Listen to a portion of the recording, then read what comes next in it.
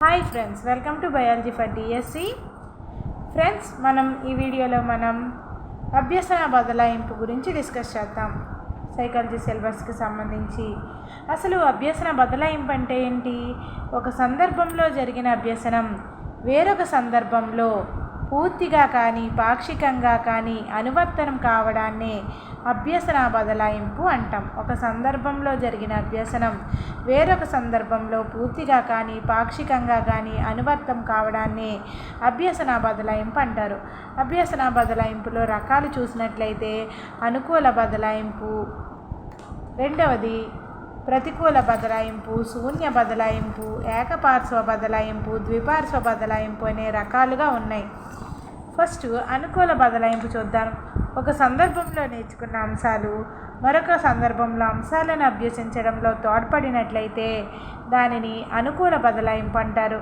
గణిత పరిజ్ఞానం కలిగిన విద్యార్థి భౌతిక శాస్త్రంలో సంఖ్యా సంబంధమైన సమస్యల్ని పరిష్కరించగలగడం అనుకూల బదలాయింపుకు ఉదాహరణ. నెక్స్ట్ ప్రతికూల బదలాయింపు. తొలి అభ్యసనం తదుపరి అభ్యసనాన్ని ఆటంకపరచడాన్ని వ్యతిరేక బదలాయింపు లేదా ప్రతికూల బదలాయింపు అంటారు. ఉదాహరణ, బాల్ బ్యాడ్మింటన్ నేర్చుకున్న వ్యక్తి షటిల్ బ్యాడ్మింటన్ అభ్యసించేటప్పుడు బంతి కొట్టే విధానంలో ఈ రకమైన బదలాయింపు కనిపిస్తుంది. నెక్స్ట్ బిట్ శూన్య బదలాయింపు. గత అభ్యసనం తదుపరి అభ్యసనంపై ఎలాంటి ప్రభావం చూపకపోవడాన్ని శూన్య బదలాయింపు అంటారు. గత అభ్యసనం తదుపరి అభ్యసనంపై ఎలాంటి ప్రభావం చూపకపోవడాన్ని శూన్య బదలాయింపు అంటారు. నెక్స్ట్ ఏకపార్శ్వ బదలాయింపు. శరీరంలో ఒకే వైపు ఉండే వివిధ భాగాల మధ్య సంభవించే బదలాయింపును ఏకపార్శ్వ బదలాయింపు అంటారు. ఎడమ చేతితో రాయగలిగిన వ్యక్తి ఎడమ కాలితో రాయడం. నెక్స్ట్ ద్విపార్శ్వ బదలాయింపు. శరీరంలో ఒకవైపు ఉండే అవయవం నుండి వేరొక వైపు ఉండే అవయవానికి సంభవించే బదలాయింపును ద్విపార్శ్వ బదలాయింపు అంటారు. కుడి చేతితో రాయగలిగిన వ్యక్తి ఎడమ చేతితో కూడా రాయగలగడం ద్విపార్శ్వ బదలాయింపుకు ఉదాహరణ. నెక్స్ట్ మనం అభ్యసన బదలాయింపు సిద్ధాంతాలను చూద్దాం. విద్యుక్త క్రమశిక్షణ సిద్ధాంతం. దీనిని ప్రాచీన గ్రీకులు ప్రతిపాదించారు. విద్యుక్త క్రమశిక్షణ సిద్ధాంతాన్ని ప్రాచీన గ్రీకులు ప్రతిపాదించారు.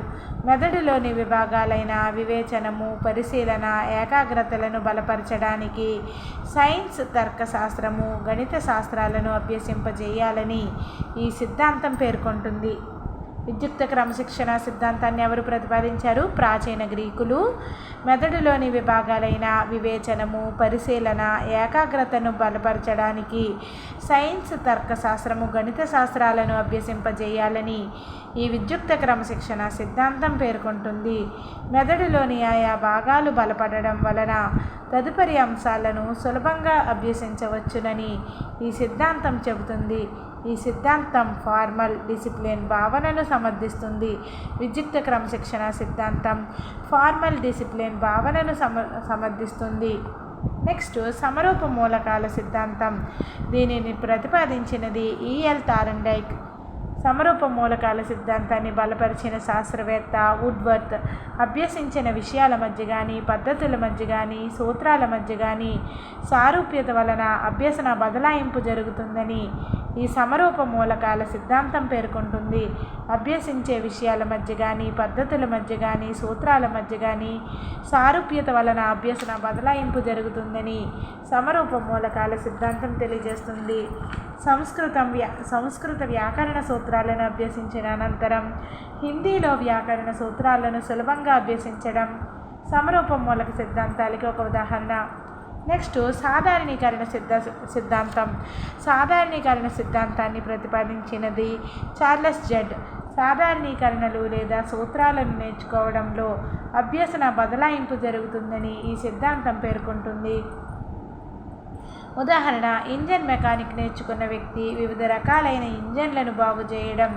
నెక్స్ట్ ఆదర్శాల సిద్ధాంతం. దీనిని ప్రతిపాదించినది డబ్ల్యూసి బాగ్లే. ఒక అంశం పట్ల ఒక ప్రత్యేకమైన వైఖరి కలిగిన వ్యక్తి అన్ని సందర్భాలలో కూడా ఆ అంశం పట్ల అదే రకమైన వైఖరి కలిగి ఉండడాన్ని ఈ సిద్ధాంతం తెలుపుతుంది. సమయపాలనను పాటించిన వ్యక్తి ప్రతి సందర్భంలోనూ సమయపాలనను పాటించడం ఆదర్శాల సిద్ధాంతానికి ఉదాహరణ. నెక్స్ట్ ట్రాన్స్పోజిషన్ సిద్ధాంతం. దీనిని ప్రతిపాదించింది గెస్టాల్ట్ వాదులు.